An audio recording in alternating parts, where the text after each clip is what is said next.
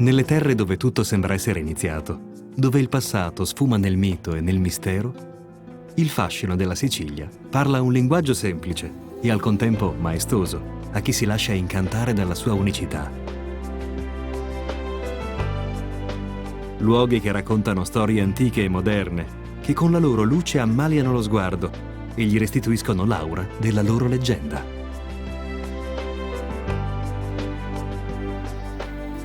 Al largo di Marsala, Favignana, la maggiore delle isole Egadi, è stata identificata come l'isola delle capre, dove il cantore greco Omero fece sbarcare Ulisse. Qui il turismo è vivace, il clima mite e il mare generoso. La comunità locale affonda la propria cultura nella tradizionale pesca del tonno. Le persone continuano a trovare la saggezza nell'esperienza del rais, l'uomo al quale era affidata la guida della battuta di pesca, grazie a una conoscenza quasi istintiva del mare e della natura, anche se oggi la mattanza non è più una risorsa fondamentale.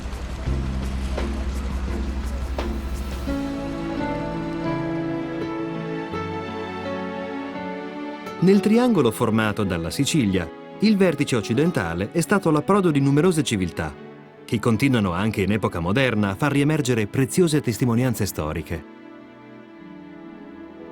Dal momento della scoperta, e cioè dall'11 maggio del 1969, io sono sempre, giorno e notte direi, vicino al relitto della più antica nave da guerra del mondo, scoperta nel mare dello Stagnone, verso le isole Egadi. Questa nave, questo relitto presenta aspetti che sono da fantascienza. Ve ne mostro uno. Questo è il modellino della chiglia della nave che misura 35 metri ed è stata fatta di querce perché la chiglia è la parte che subisce le maggiori sollecitazioni. E allora i Fenici l'hanno fatto di un legno duro che è la quercia, ma non c'è una quercia di 35 metri. E allora perché la quercia non c'è, la nave non si può fare? Ecco, i Fenici cosa hanno fatto? Hanno inventato un tipo di incastro che permette a due pezzi di legno in assenza di colle e di chiodi di diventare un pezzo unico, monolitico, che resiste a tutte le sollecitazioni da tutte le direzioni, meno che la trazione. Però basta mettere insieme i due pezzi, mettere una zeppa che poi sott'acqua si dilaterà e il pezzo diventa unico, monolitico. La nave mostra la sorprendente capacità tecnica dei Fenici nella realizzazione delle imbarcazioni. Costruite col metodo della prefabbricazione, col metodo della catena di montaggio. Infatti i pezzi principali della nave sono contrassegnati con una lettera dell'alfabeto fenicio. Invece di una successione numerica, 1, 2, 3, 4, una successione alfabetica, A, B, D, E. Non c'era la C perché noi sappiamo che l'alfabeto fenicio, come quello greco, questa lettera non la possiede. Ma attraverso questa successione alfabetica riuscivano ad assemblare una nave in soli 6 giorni.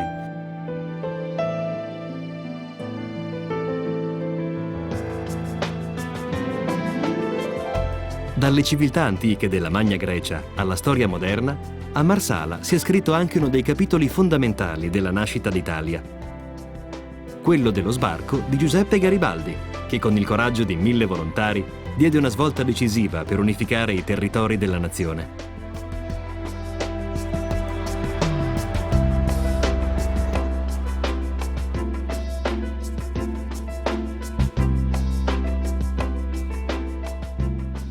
Dopo la presenza fenicia e romana nel IX secolo d.C., Marsala fu segnata dall'arrivo degli arabi. La loro influenza ha lasciato un segno forte nella cultura locale, anche dopo l'arrivo dei Normanni e in seguito dei francesi d'Angiò e degli spagnoli. La cultura si è stratificata senza far perdere le proprie tracce, tanto nei monumenti architettonici quanto nel pensare dei suoi abitanti.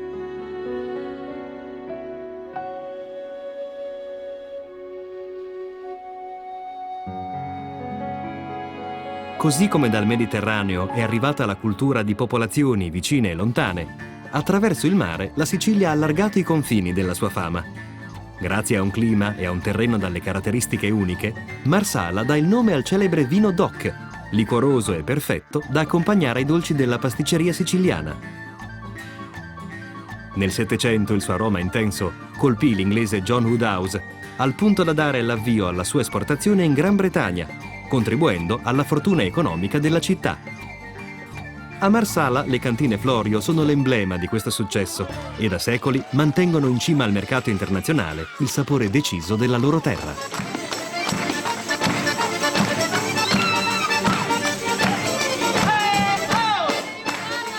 Continua a vivere in Sicilia l'anima di una cultura espressa con passione attraverso le musiche e i balli tradizionali.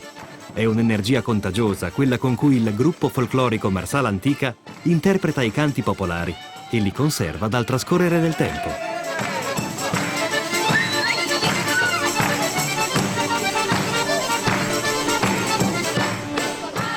La grande varietà di volti, fisionomie, sguardi e sfumature rende ancora più concreta nelle persone l'eredità lasciata da popolazioni tanto diverse tra loro.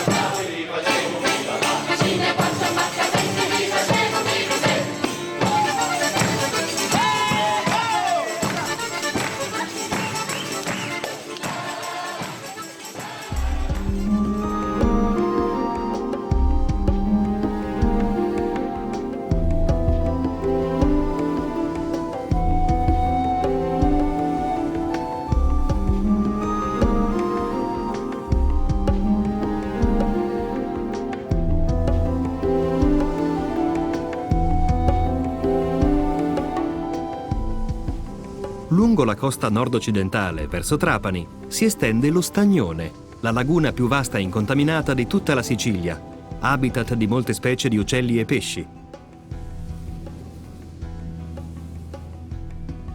Grazie ai fondali poco profondi e alla salinità concentrata dell'acqua, su quest'area di quasi 1000 ettari, lo scenario è dominato dalla scacchiera variopinta formata dalle vasche per l'estrazione del sale, con i mulini che lo macinavano.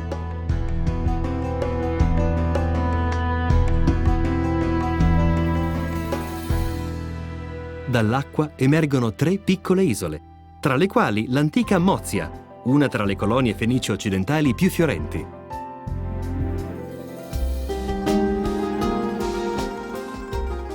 Le sue origini sono state riscoperte all'inizio del Novecento dall'archeologo inglese Joseph Whittaker. A lui è intitolato il museo che accoglie circa 10.000 reperti di scavo, testimonianza dei rapporti commerciali intrattenuti tra i Fenici e i Greci, malgrado la loro rivalità.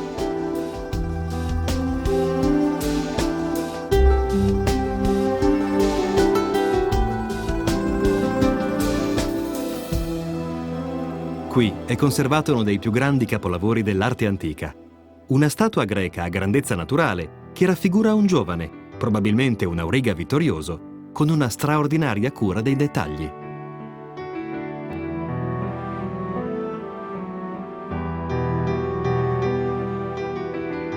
Dal marmo bianco scolpito 2500 anni fa emerge la sensualità di un corpo vigoroso, su cui sembra scivolare la tunica in garza che veste il giovane, dall'atteggiamento fiero e distaccato.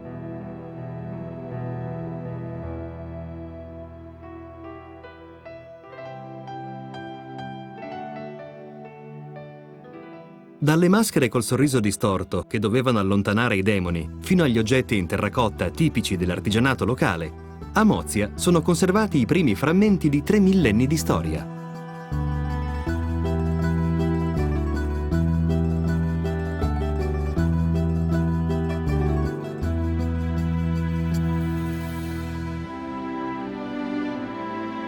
Anche al di fuori del museo, Mozia racconta il suo passato, attraverso la pietra di templi e tombe, i ciottoli a mosaico e i resti delle mura che proteggevano la città.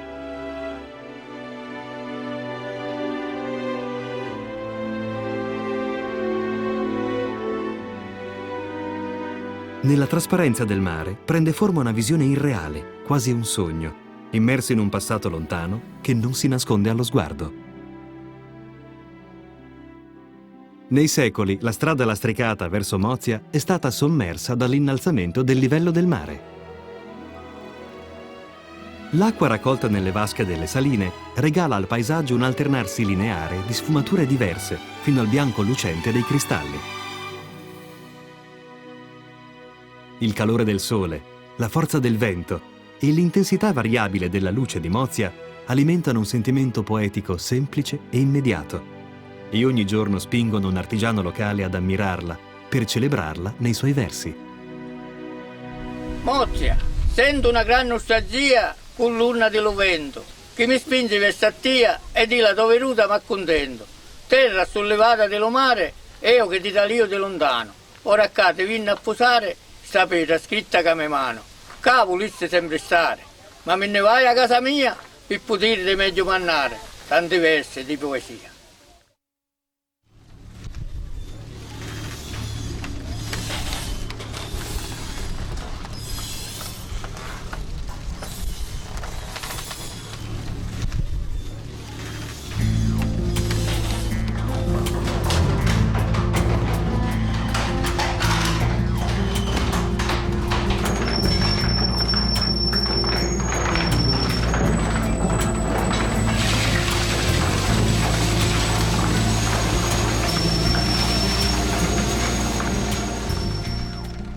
Per secoli l'energia del vento fra le pale dei mulini ha permesso la macinatura del sale, in un luogo dove l'industria moderna e il lavoro manuale continuano a convivere.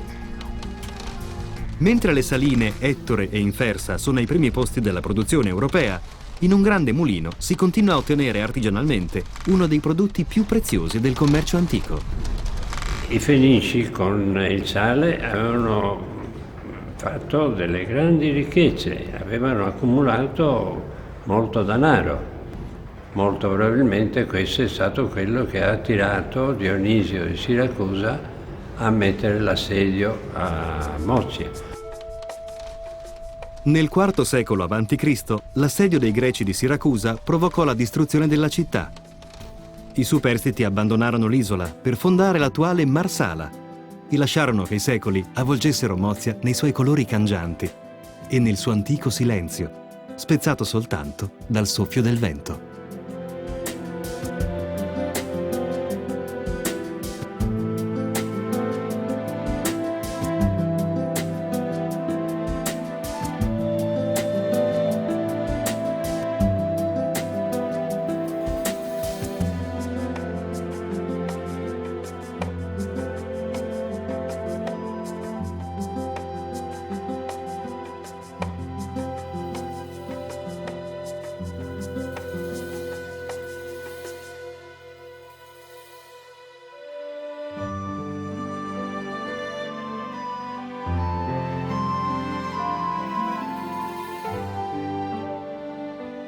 Estesa su un lungo promontorio, Trapani si protende sul mare verso l'Africa. È considerata la più araba tra le città italiane, da quando, 1200 anni fa, gli arabi la conquistarono e ricostruirono il centro urbano secondo il loro stile islamico.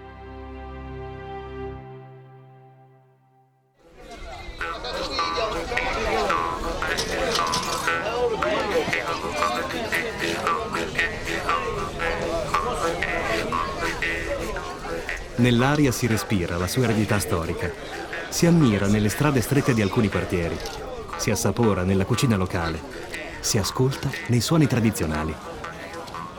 Nella piazza del mercato del pesce, le voci dei venditori si mescolano a quelle dei passanti. Qui, dove il mare porta in tavola le sue prelibatezze, come il pesce spada, il tonno, i polpi e la bottarga.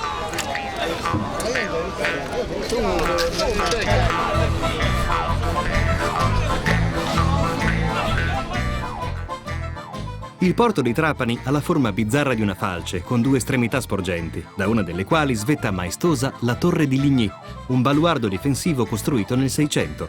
Oggi è la sede del Museo della Preistoria e dalla sua sommità lo sguardo abbraccia la città e le isole Egadi.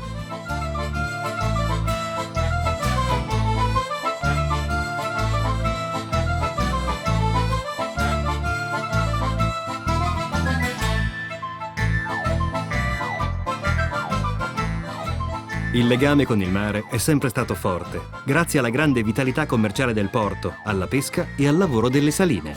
Ma dal mare provenivano anche nemici e invasori, dai quali i trapanesi hanno cercato di difendersi con la fortificazione del porto e la costruzione di torri d'avvistamento, diventate oggi straordinarie terrazze panoramiche.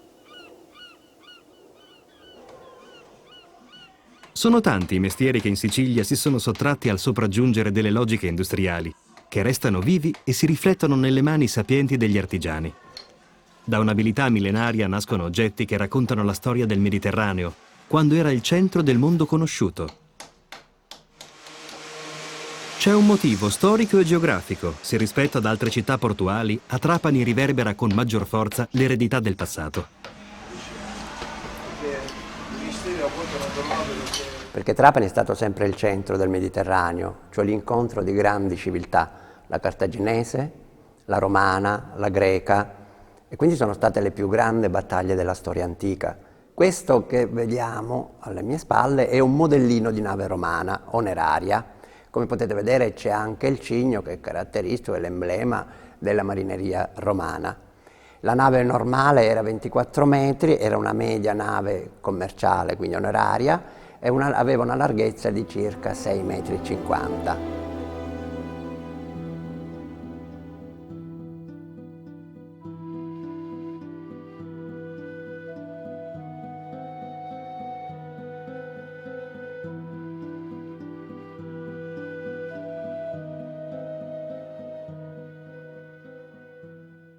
Nella chiesa del Purgatorio è custodito il patrimonio più importante e sentito dai trapanesi. Tutti la chiamano Chiesa dei Misteri, che in siciliano rimanda anche ai mestieri, perché ognuna delle 20 statue conservate al suo interno è affidata tradizionalmente a una corporazione di lavoratori diversi. I misteri riguardano anche il soggetto rappresentato dai gruppi scultorei di legno settecenteschi, che ripercorrono la Passione di Cristo.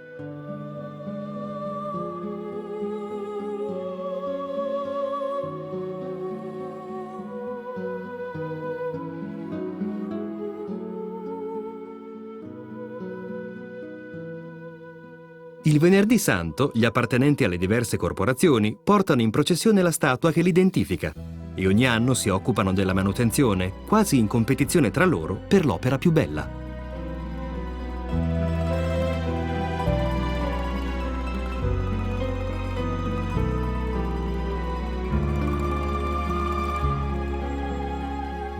Spesso la foschia sembra avvolgere, come a proteggerla, la cittadina di Erice, adagiata sulla sommità del Monte San Giuliano.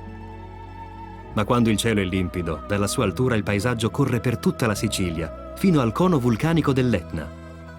L'atmosfera quasi immobile è permeata da quella sacralità che in tempi lontanissimi conduceva qui le popolazioni da ogni angolo del Mediterraneo, per venerare la città e il suo tempio dedicato alla dea protettrice dei naviganti, della fecondità, dell'amore e della bellezza. Una bellezza che gli artigiani locali continuano a riprodurre nella ceramica.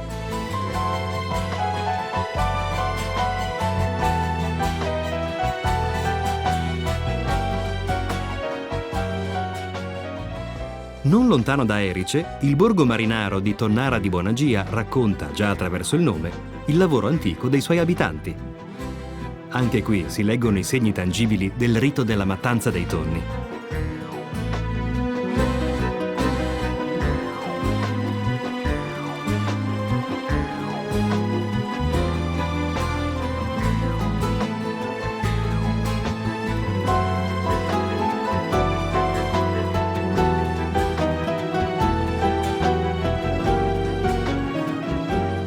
L'antica tonnara, costruita nel 600, ha preso le sembianze di un hotel suggestivo, mentre le vecchie barche riposano solitarie sulla riva del mare.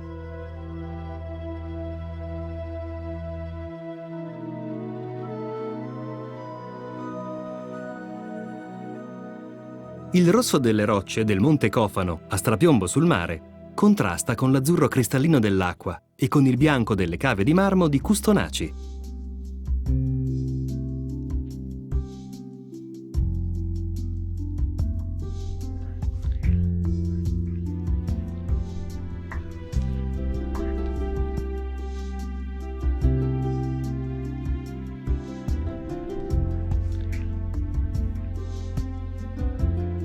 Le coste della Sicilia regalano ai loro visitatori una grande varietà di scenari opposti tra loro.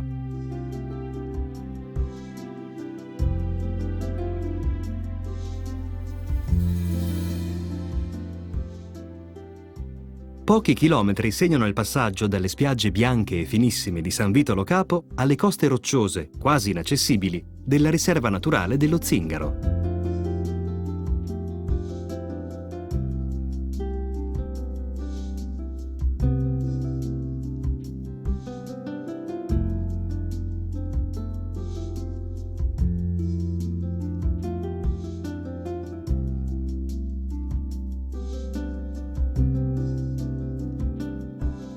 Lungo la costa della riserva, le falesie si ergono a strapiombo sul mare, cime che arrivano quasi a 1000 metri di quota.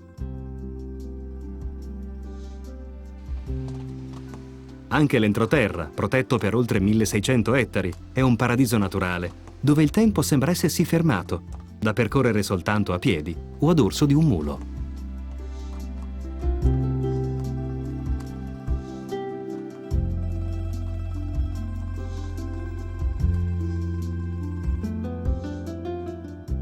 La vegetazione mediterranea cresce selvaggia e aspra.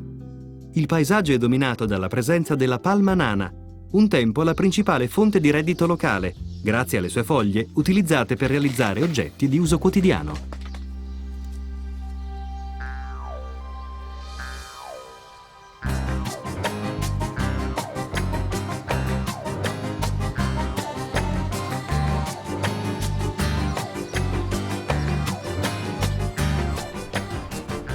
Lo Zingaro è stata la prima riserva istituita in Sicilia.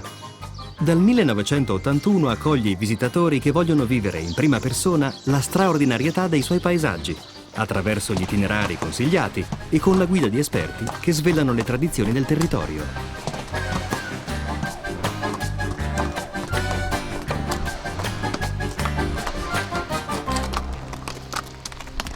Un processo millenario di erosione ha creato la Grotta del Luzzo, il più importante dei numerosi anfratti formatisi nelle rocce che caratterizzano lo Zingaro.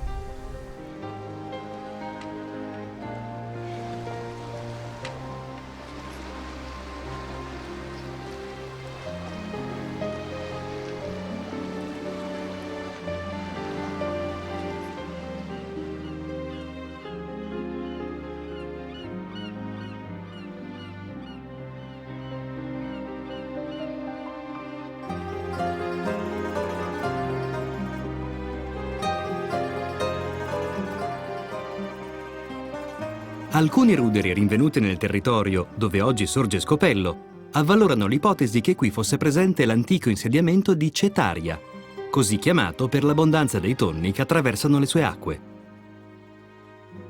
E anche se la vecchia tonnara è ormai in disuso, il mare continua ad affascinare gli ospiti di Scopello, grazie ai colori tropicali dei suoi fondali.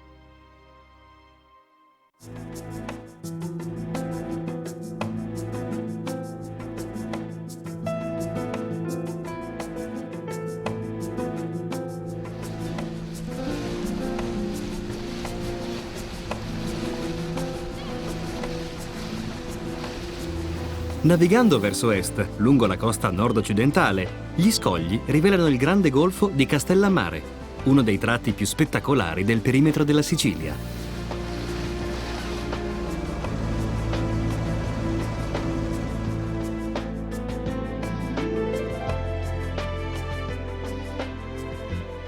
Tra le sue spiagge sabbiose, il castello che si erge sul mare ricorda che la cittadina di Castellammare del Golfo, oggi rinomata località balneare, è stata celebre per la sua inespugnabilità sotto gli arabi.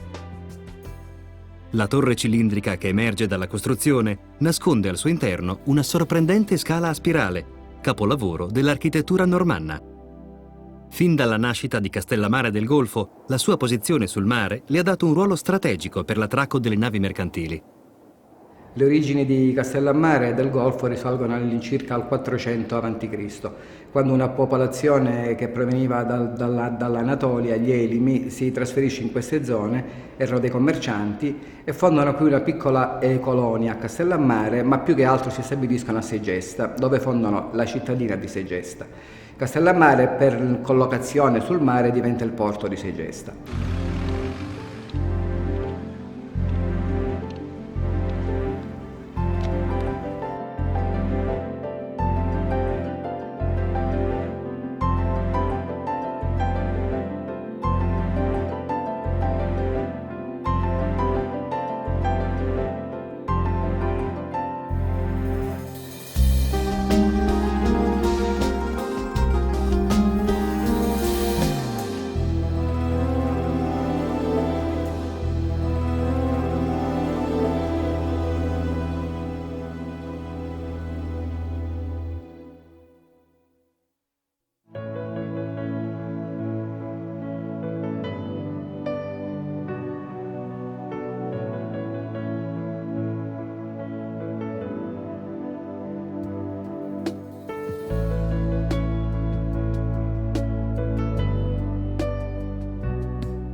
Il Museo Etnoantropologico nasce nel 98, è ospitato nel Castello Arabo Normanno e raccoglie diversi oggetti artigiani e contadini del nostro uso paesano quotidiano.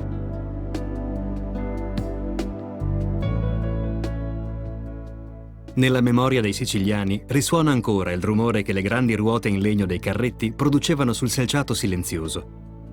Si annunciavano da lontano e tutti uscivano in strada e si affacciavano alla finestra per accogliere l'arrivo in paese di cose, persone e novità da raccontare.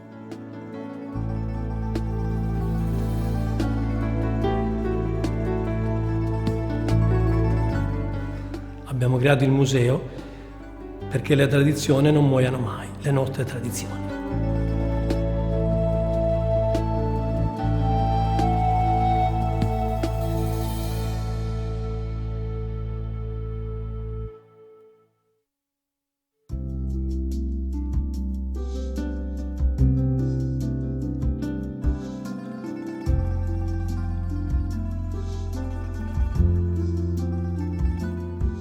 Dalla costa nord-occidentale verso l'entroterra, la Sicilia continua a offrire scenari unici e palcoscenici della storia. Nel 1860 Calatafimi fu il teatro della battaglia che vide la vittoria di Garibaldi sull'esercito borbonico. Il monumento ricorda quella pagina di storia fondamentale per l'unità d'Italia.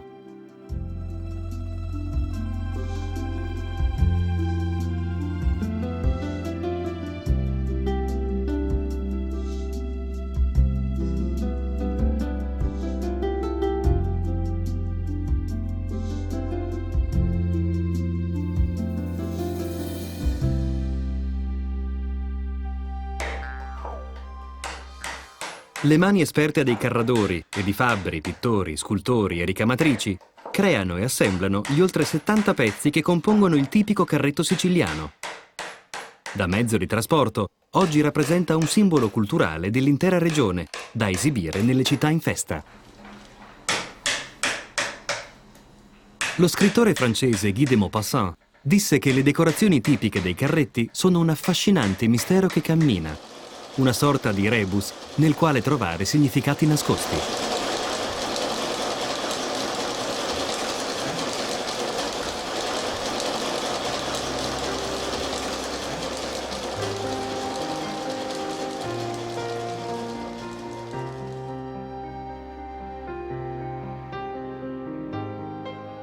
Grandiosità e mistero avvolgono i resti dell'antica città di Segesta. Il teatro, rivolto verso il nord, contro le regole architettoniche del tempo, sembra celebrare il paesaggio collinare e il mare in lontananza. E poi c'è il tempio, che da sempre è aperto verso il cielo. Come per ringraziarli delle loro attenzioni, nel corso dei secoli la natura sembra aver deciso di proteggere gli edifici dalla rovina.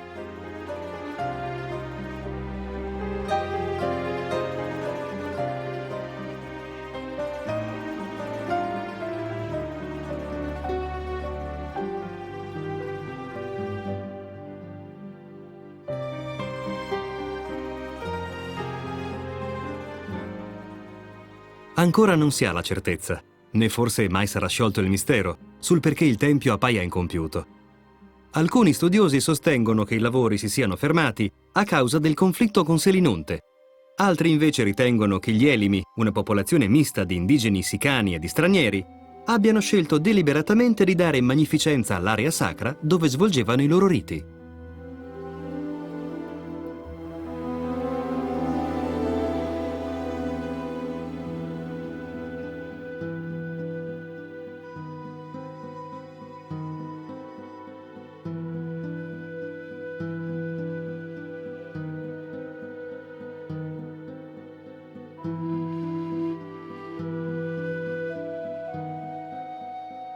Anche se negli ultimi decenni ha esteso i propri confini urbani, Alcamo mostra ancora i segni della sua origine, attraverso le strade che si incrociano perpendicolari nei quartieri costruiti dagli arabi. Il centro della vita cittadina è la piazza, oggi intitolata a un illustre poeta del Trecento, Cielo d'Alcamo, maestro della parodia tagliente e di una comicità maliziosa e dissacrante.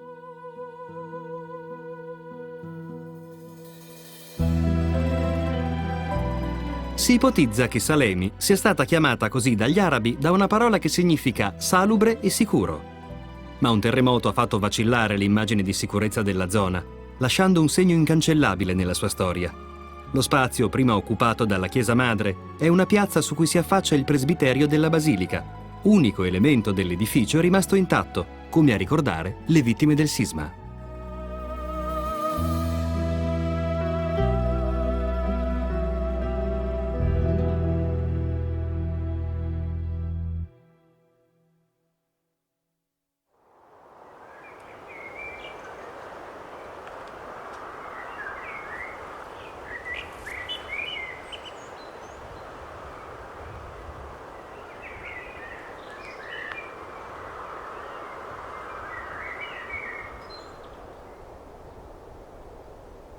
Mentre l'attività sismica di altre zone della Sicilia ritorna, a volte, a colpire gli abitanti con i suoi vulcani e la sua energia, negli ultimi 50 anni la Valle del Belice non ha più registrato altri terremoti di tale intensità. Ma quel caso isolato provoca ancora un brivido al pensiero delle 370 vittime del sisma e delle 70.000 persone che restarono senza una casa.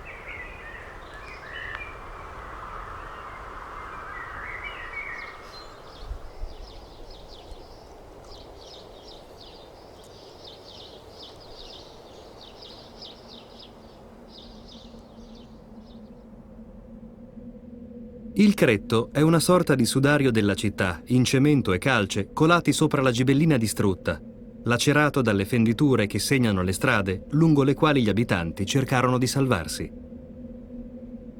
Le rovine di Gibellina rivivono infatti attraverso il linguaggio dell'arte, grazie all'intervento di Alberto Burri, uno dei maggiori artisti italiani del dopoguerra nel panorama internazionale.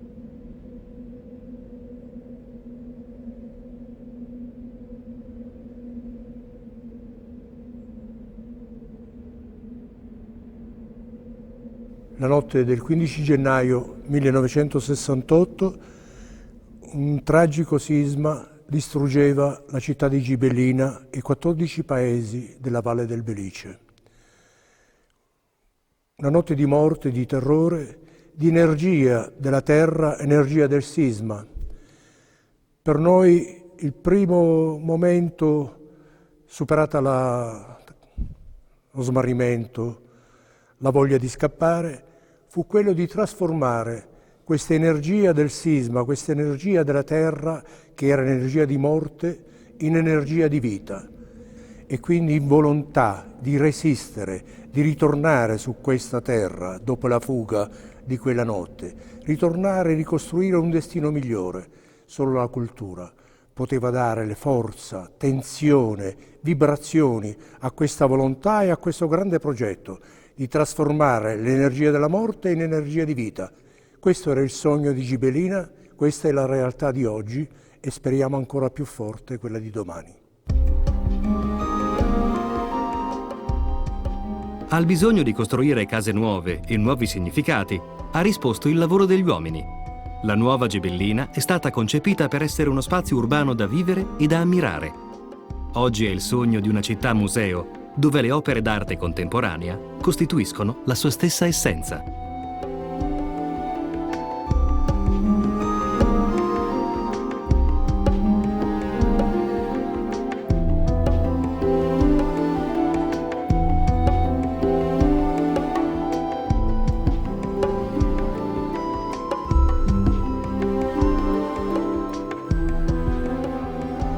Sulla costa sud-occidentale, proprio di fronte all'Africa, Mazara del Vallo è il porto peschereccio più importante d'Italia.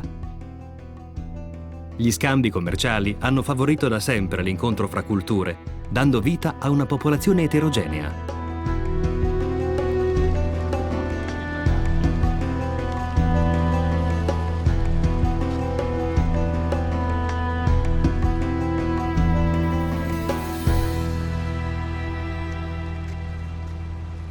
I pescherecci della più grande flotta del Mediterraneo continuano a gettare le reti in mare e il lavoro procede con gli stessi ritmi e con la soddisfazione di chi riempie in fretta le sue reti. Ma ora c'è anche qualcosa di diverso.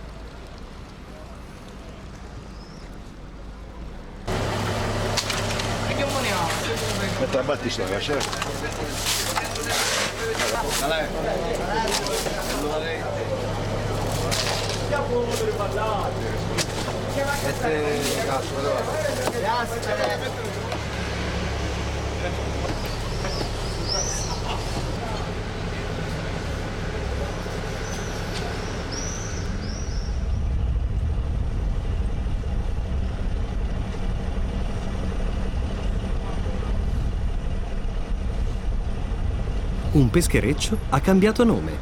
Ora si chiama Prassitele, come lo scultore della Grecia classica.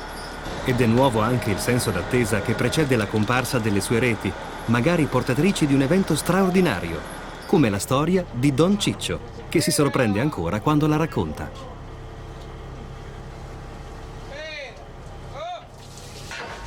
Era il 4 marzo del 98, quando in una battuta di pesca abbiamo trovato una gamba di statua nella rete impigliata.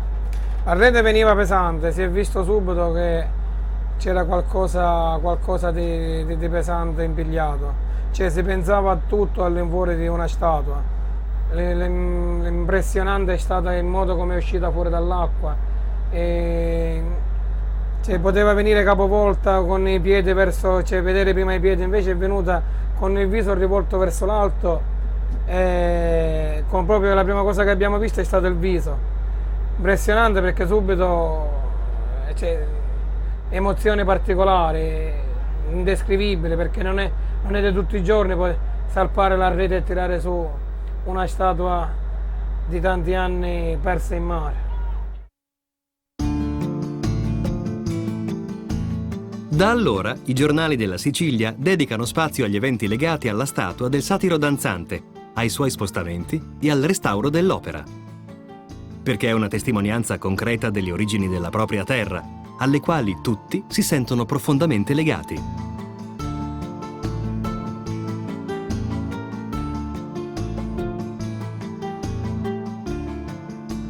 Origini antiche e moderne, tangibili tanto nel dedalo di vie strette dei quartieri arabi, quanto negli edifici sfarzosi del periodo barocco e nelle piazze inondate dal sole.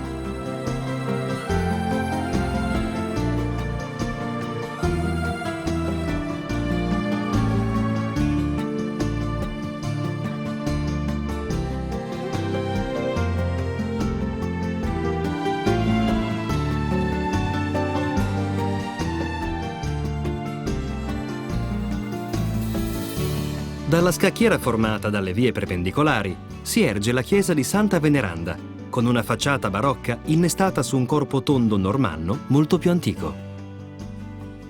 Ma la chiesa più importante e davvero suggestiva è la cattedrale. Anche lei è frutto di epoche diverse. Nata 1000 anni fa, oggi è barocca, con una facciata del primo Novecento.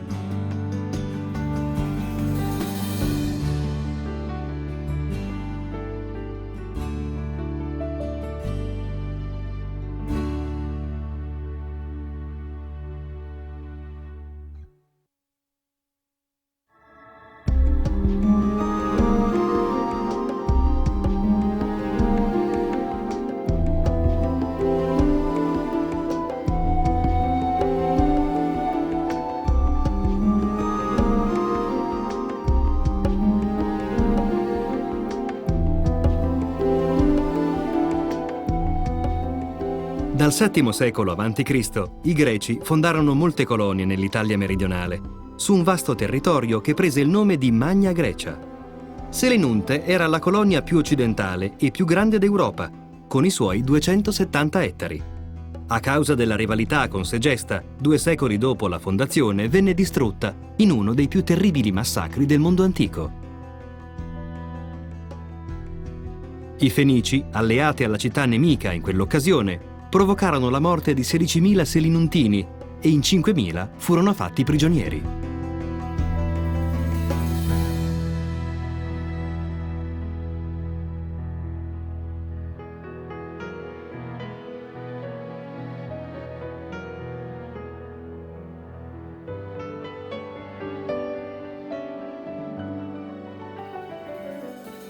Nei secoli la zona è rimasta disabitata e il tempo, con la complicità di un terremoto, aveva sepolto il ricordo di Selinunte.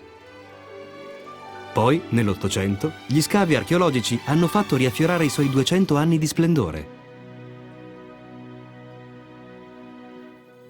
Il tempio più grande e antico dell'Acropoli greca doveva essere dedicato ad Apollo, il dio che proteggeva la città. La sua costruzione ambiziosa risale alla metà del VI secolo d.C. e se oggi è possibile ammirarlo in tutta la sua grandezza, è grazie alla ricostruzione avvenuta dall'inizio del Novecento. Nel corso dei restauri si è scoperto che durante i lavori erano cambiate anche le tecniche per costruirlo. Le prime colonne del tempio risultano infatti monolitiche, mentre le successive sono formate da più parti sovrapposte per permettere una maggiore maneggevolezza.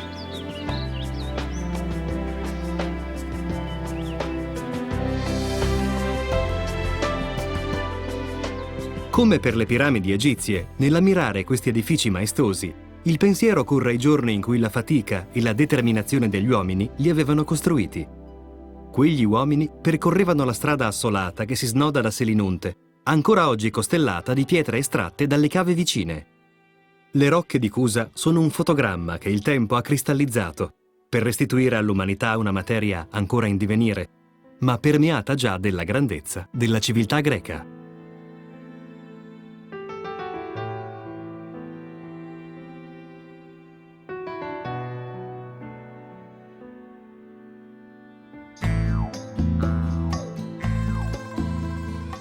Accanto ai fatti storici documentati, la conoscenza dei Greci si nutre anche di mitologia e leggende, come quella del Minotauro, che si conclude con l'uccisione del re cretese Minosse nella colonia selinuntina di Eraclea Minoa.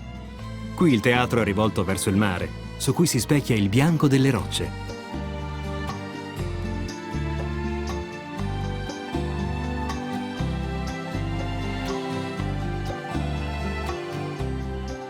Anche l'Alba di Sciacca è nata in epoca greca, quando la vicina Selinunte aveva scoperto i poteri curativi delle sue acque termali, poi conosciute anche dai Romani. La storia della città riflette quella della Sicilia stessa, con un avvicendarsi di popoli che si manifestano ancora oggi attraverso le forme molteplici del centro urbano.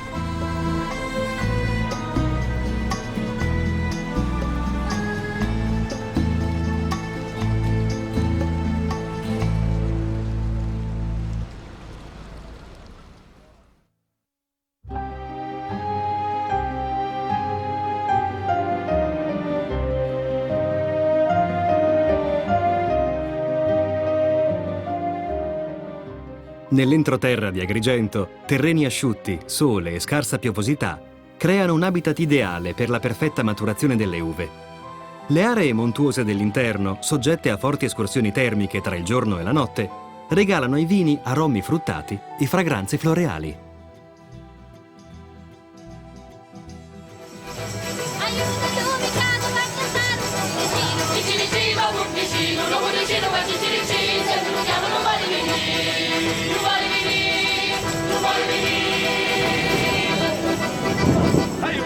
Nell'ultimo decennio la Sicilia ha riscoperto la sua antica vocazione per vini di grande pregio, grazie agli investimenti operati in vigneto e in cantina. La Sicilia ha un posto da regina nelle colture biologiche. I trattamenti antiparassitari sono ridotti o assenti.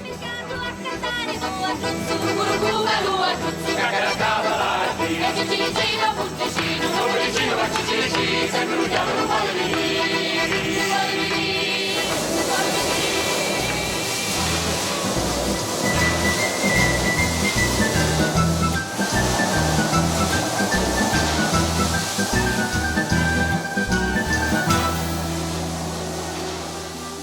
Oltre ai vitigni autoctoni, i cui nomi evocano provenienze esotiche e alcuni sono un'antica eredità della Magna Grecia, l'influenza delle mode e le necessità del mercato hanno consigliato l'impianto di nuovi vigneti con varietà internazionali. Ai nomi come Damaschino, Grecanico, Grillo, Inzoglia, Nero d'Avola, Catarratto e Nerello Mascalese si affiancano il Syrah, il Merlot, il Cabernet e lo Chardonnay. Questi ultimi sono i moderni protagonisti di una viticoltura che offre combinazioni di vinificazioni e di stili del tutto originali. Protagonista di questa evoluzione è la cantina Planeta, che è riuscita a coniugare l'antica tradizione dell'isola alle nuove esigenze del gusto.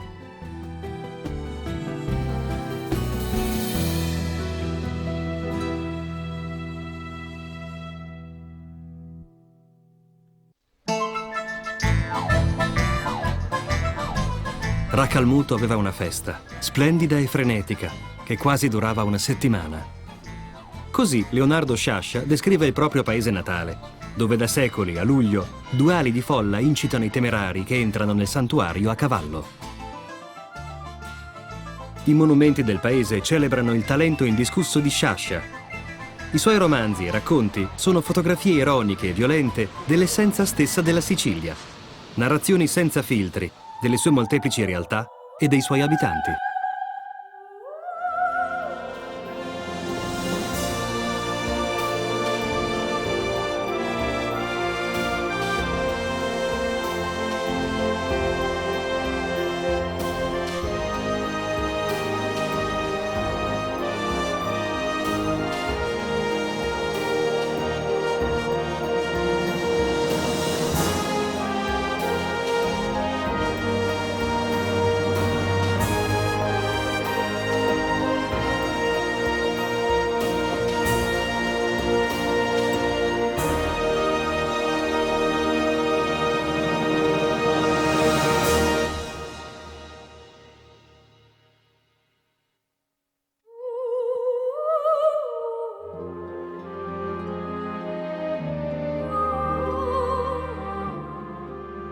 Mentre i recenti restauri hanno riportato il Teatro Regina Margherita di Racalmuto alla sua bellezza originaria, ad Agrigento si conserva uno dei luoghi più spettacolari della Sicilia. Dichiarata Patrimonio dell'Umanità dall'UNESCO, la Valle dei Templi dell'antica Akragas è un emblema della bellezza straordinaria lasciata in eredità dai Greci. Gli scrittori e gli artisti di tutti i tempi si sono lasciati ispirare dalla sua intensità, come il premio Nobel siciliano Salvatore Quasimodo, che ne esprime la forza nei suoi versi dedicati ad Agrigento.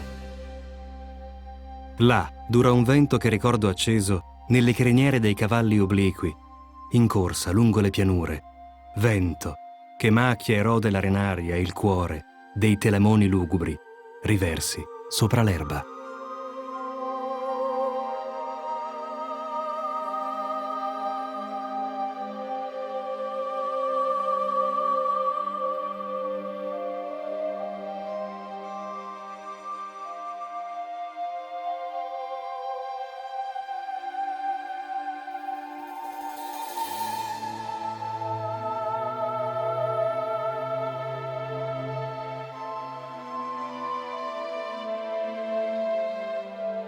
Un misto di ammirazione e sorpresa pervade lo sguardo di chi si addentra in quest'area, resa sacra dagli uomini.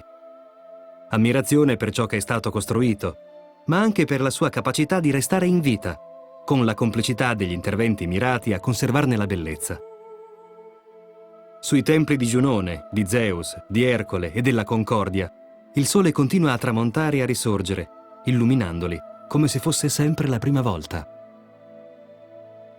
Forse non esiste al mondo una terra priva di contraddizioni, ma l'identità della Sicilia stessa vive di contrasti e i suoi luoghi e persone ne amplificano l'intensità.